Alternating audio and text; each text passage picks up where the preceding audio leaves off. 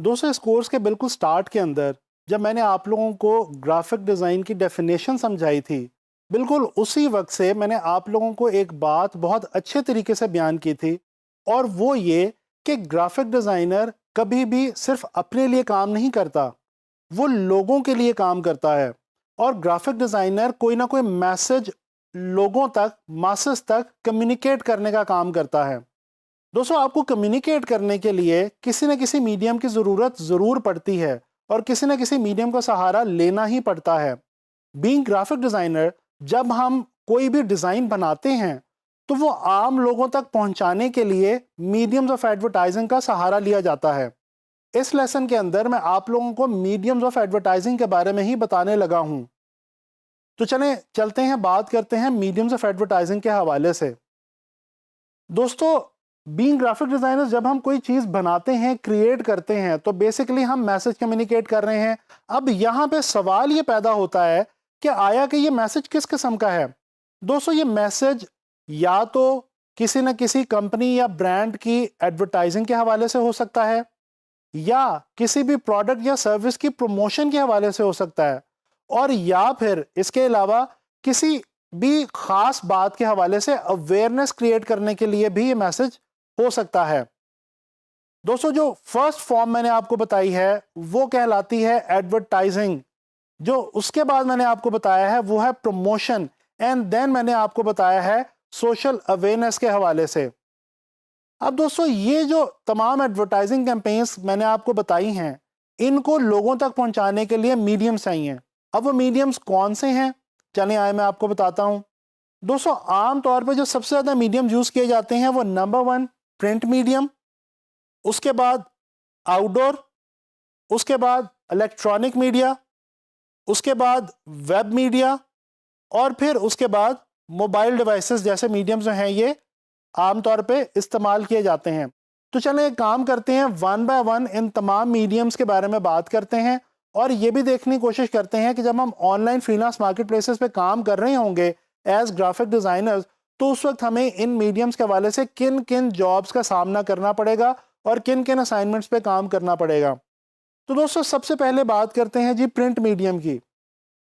जैसा कि इसके नाम से वाज़ेह है, प्रिंट मीडिया के अंदर वो तमाम आइटम्स ऑफ एडवर्टाइजिंग फॉल करती हैं जो कि प्रिंट होती हैं। यानी कि दोस्तों, आप लोग डिफरेंट जगहों पे पोस्टर्स देखते हैं, जैसे कि इस वक्त आप स्क्रीन पे अपने सामने एक पोस्टर देख सकते हैं।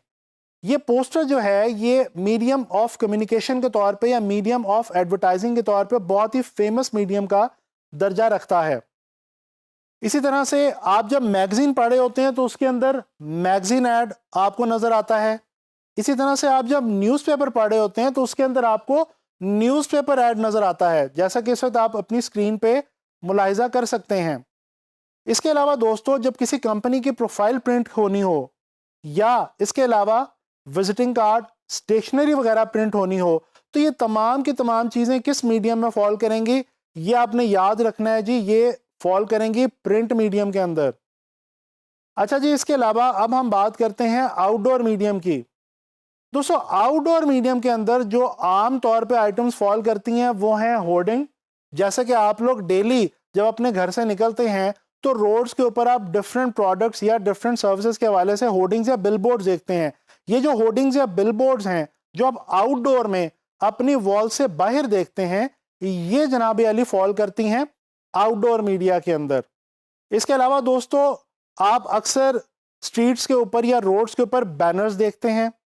इसी तरह से आप लोग पोल साइंस के ऊपर स्टीमर्स लगे हुए देखते हैं, या इनको हम पोल साइंस भी कह सकते हैं। तो ये भी जो है फॉल करते हैं आउटडोर मीडिया के अंदर।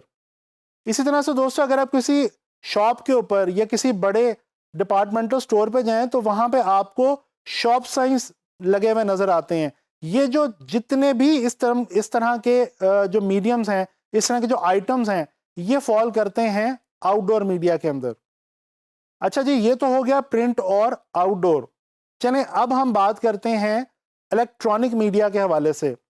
दोस्तों, इलेक्ट्रॉनिक मीडिया के अंदर वो तमाम जॉब्स फॉल करती हैं ग्राफिक डिज़ाइनर की, या वो तमाम आइटम्स ऑफ कम्युनिकेशन जो है वो फॉल करती हैं जिनका ताल्लुक इलेक्ट्रॉनिक मीडिया से यानी कि फिल्म एंड टीवी वगैरह से है।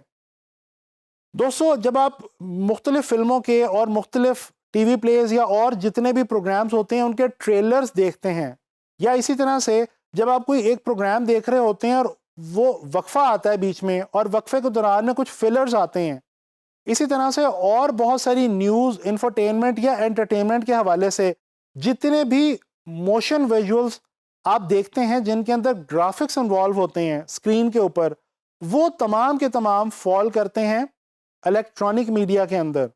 तो जब आपको आपका क्लाइंट स्क्रीन के लिए कुछ भी डिज़ाइन करने को कहे और वो आपको बताए कि मैंने इसको इलेक्ट्रॉनिक मीडिया में प्रोड्यूस करना है या चलाना है, तो डेफिनेटली वो जो आइटम आप डिज़ाइन करेंगे वो फॉल करेगी किसमें?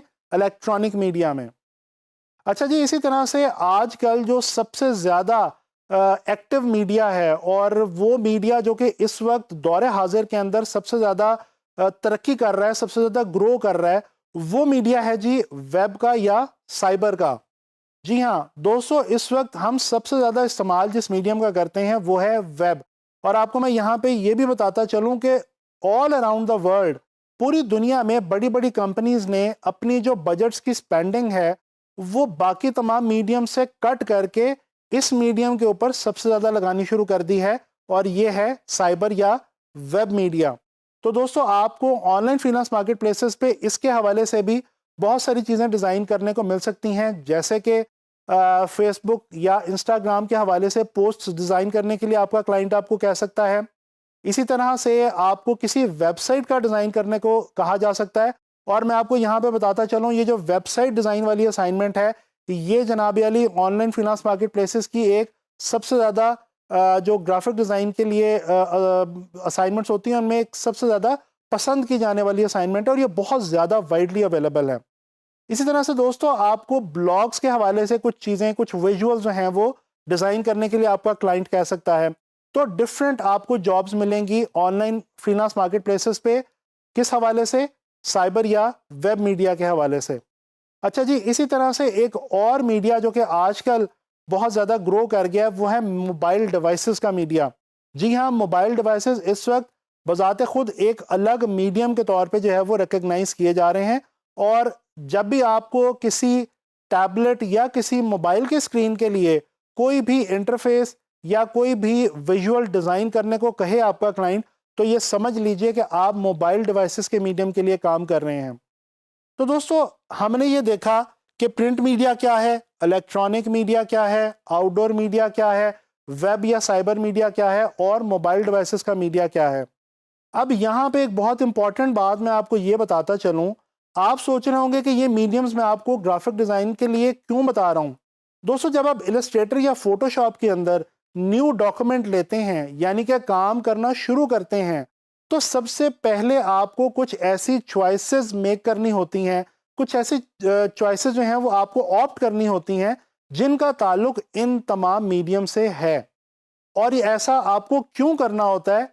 बिल्कुल इसलिए, जैसे कि मैं आपको पहले बता चुका हूं, कि आप जो भी डिज़ाइन बना रहे हैं याद रखें वो आपने कहीं ना कहीं बाद में प्रोड्यूस करना है।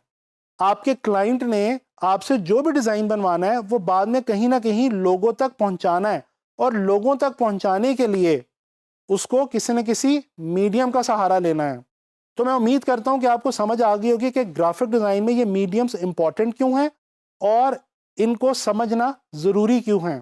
तो इंशाल्लाह ताला नेक्स्ट लेक्चर में ग्राफिक डिज़ाइन के हवाले से किसी मज़ीद इंटरेस्टिंग फैक्ट या किसी इंटरेस्टिंग कॉन्सेप्ट के साथ मुलाकात होगी।